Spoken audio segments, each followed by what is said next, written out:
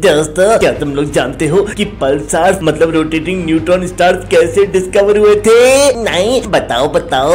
चलो तुम सबको ले चलता हूँ अपनी टाइम मशीन में 1967 की इंग्लैंड की एक लैब में। एक यंग साइंटिस्ट थी जिनका नाम था जॉसेलिन बेल बर्नेल। उनकी जॉइंट टेलीस्कोप पे एक सिग्नल रिकॉर्ड हो रहा था और एक दिन उन्होंने देखा ये स्ट्रेंज पल्सेटिंग सिग्नल आता जा रहा है, टिक टिक टिक, बिल्कुल क्लॉक की तरह। तो उनको ऐसा लगा होगा कि स्पेस से उनको कोई मोर्स कोड भेज रहा है। बिल्कुल, सभी साइंटिस्ट कंफ्यूज हो गए थे और उनको लगा कि शायद कोई एलियन उनसे कांटेक्ट कर रहा है और उन्होंने तो इसका नाम भी दे दिया था, LGM मतलब लिटिल ग्रीन मैन। वाह, इसका मतलब एलियन मिल गए थे क्या? ना रे, एक्चुअली साइंस में सस्पेंस हमेशा ट्विस्ट के साथ आता है। जॉसेलिन ने फर्दर स्टडी किया और समझ आया कि ये एलियन का सिग्नल नहीं बल्कि एक डेड स्टार का सिग्नल था। जब एक मैसिव स्टार सुपरनोवा के बाद कोलैप्स करता है तो वो बन जाता है एक न्यूट्रॉन स्टार और जब वो सुपर फास्ट स्पीड से रोटेट करता है तो वो बन जाता है पल्सार और उसमें से बहुत सारी रेडियो वेव्स निकलती हैं। मतलब एक तरह के कॉस्मिक लाइट हाउस जो टिक टिक करके अपनी लाइट भेजता है। अरे रे, जला दिया रे। अबे क्या हुआ तुम लोग के साथ? एकदम रोस्टेड चना जैसे क्यों लग रहे हो?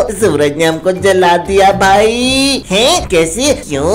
अरे सन हमें क्लास में पढ़ा रहा था पर अचानक से उसकी तबीयत खराब होने लगी। हम सब उसके पास गए और पूछा क्या हुआ और फिर बूम, 15 जुलाई 2025 को सन लिटरली फट गया और नासा ने ये देखा भी था। मतलब सन का पेट खराब हो गया था।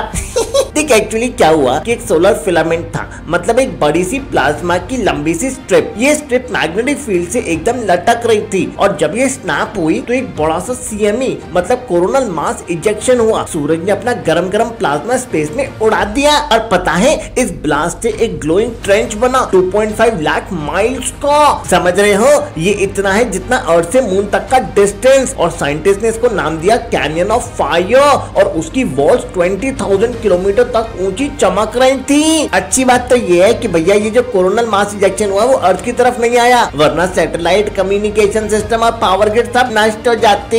लेकिन ध्यान रहे 2025 में सन अपने सोलर मैक्सिमम पीक पर जा रहा है और ऐसे धमाके होते रहेंगे। बच्चों, आज के सवाल, किसी स्टार की सुपरनोवा के बाद क्या क्या बनता है?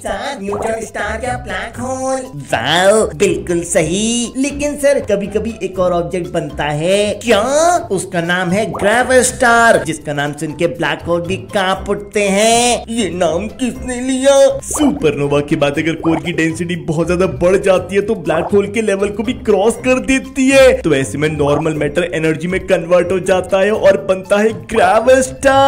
मतलब इसका कोर मैटर का नहीं बल्कि एनर्जी का बना होता है। ये एक कॉस्मिक सो बबल के जैसा दिखता है जो सराउंडेड होता है एक अल्ट्रा डेंस शेल से जो इतनी ब्लैक होती है कि कोई लाइट रिफ्लेक्ट नहीं करती। अगर ब्लैक होल और ग्रेविटी स्टार टकरा जाए तो क्या होगा? तब तो ब्लैक होल की बैंड बच जाएगी। ग्रेविटी स्टार्स का एक्सोटिक मटेरियल उसकी सिंगुलैरिटी को न्यूट्रलाइज कर देगा। मतलब ब्लैक होल पूरा खत्म नहीं होगा लेकिन ब्लैक होल अपनी सारी शक्तियां खो देगा, बस एक स्टेबल एक्सोटिक मटेरियल में बदल जाएगा, एक फिस्सू बॉम्ब के जैसा। बच्चों, आज का सवाल है यूनिवर्स में कौन है सबसे ज्यादा इमॉर्टल? ऑप्शंस है प्लैनेट, स्टार्स, गैलेक्सीज या ब्लैक होल्स। सर मैं तो अभी तक जिंदा हूँ ना, मैं इमॉर्टल हूँ। बेटा, जब मैं रेड जाइंट बनूंगा ना तो तुझे टोस्ट बना दूंगा। आप स्टार हो, आप इमॉर्टल होगे ना? मैं तो सिर्फ 10 बिलियन साल तक जीऊंगा, उसके बाद मैं व्हाइट ड्वार्फ बन जाऊंगा। गैलेक्सीज, सर गैलेक्सीज ही इमॉर्टल होती हैं। गैलेक्सीज भी टकरा जाती हैं, ब्लैक होल में घुस जाती हैं। एंड गेम वही है गैलेक्सीज का। सर मुझे लगता है इसका करेक्ट आंसर है ब्लैक होल। वाह जुपिटर, सही जवाब। ब्लैक होल इतने पावरफुल है कि उनके पास से लाइट भी एस्केप नहीं कर सकती, टाइम उसके पास बहुत स्लो जाता है। पर सर क्या उनकी डेथ कभी नहीं होती? होती है, पर बहुत धीरे धीरे। उस प्रोसेस का नाम है हॉकिंग रेडिएशन। हाँ सर, हॉकिंग रेडिएशन मतलब धीरे धीरे ब्लैक होल अपनी एनर्जी स्पेस में लीक करता है और एक दिन ऐसा आता है जब पुफ वो इवेपोरेट हो जाएगा। और पता है ये प्रोसेस बहुत स्लो है, ब्लैक होल को मरने में 10 to power 100 साल तक लग जाते हैं।